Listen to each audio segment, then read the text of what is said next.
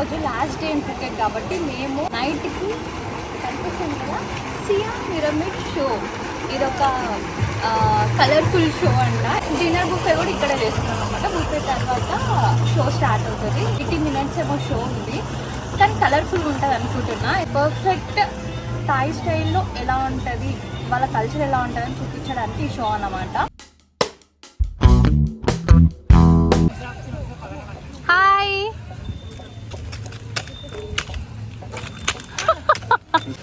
ఇక్కడేమో తయారు చేసేది రైస్ కోకోనట్ అనమాట. ఇప్పటిదాకా తిన్న రైస్ కోకోనట్ అయితే సూపర్ ఉంది.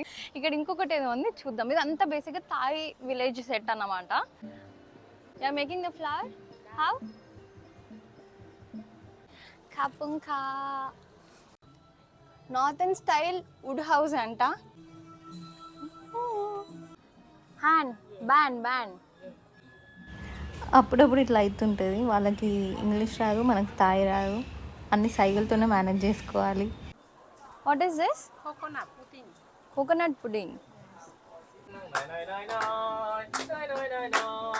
ఈ అమ్మాయి భలే ఉంది. Sarika, this way, tell me this way. Okay,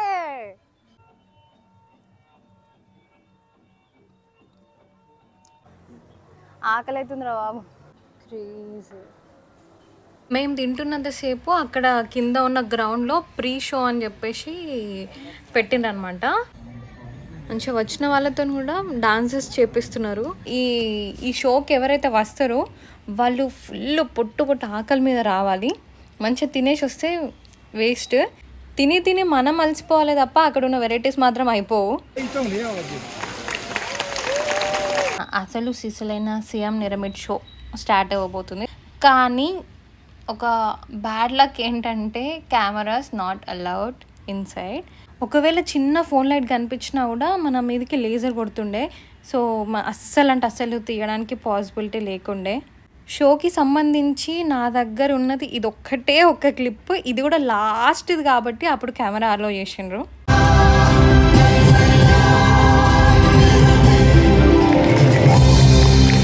show అయిపోయిన తర్వాత కూడా ఎగ్జిట్ వేలో మళ్ళీ వీళ్ళందరూ ఉంటారన్నమాట. వాళ్ళతో మళ్ళీ మాట్లాడవచ్చు, ఫొటోస్ తీసుకోవచ్చు. ఎక్కడో అయినా ముచ్చట మాత్రం ఆగదన్నట్టు వాళ్ళకి ఇంగ్లీష్ రాదు, నాకు థాయ్ రాదు, అయినా సరే వాళ్ళతో ఏదో ముచ్చట పెట్టేసి వస్తున్నా నేను. దిదా సంగతి సియామ్ పిరమిడ్ షో అలా జరిగిందనమాట.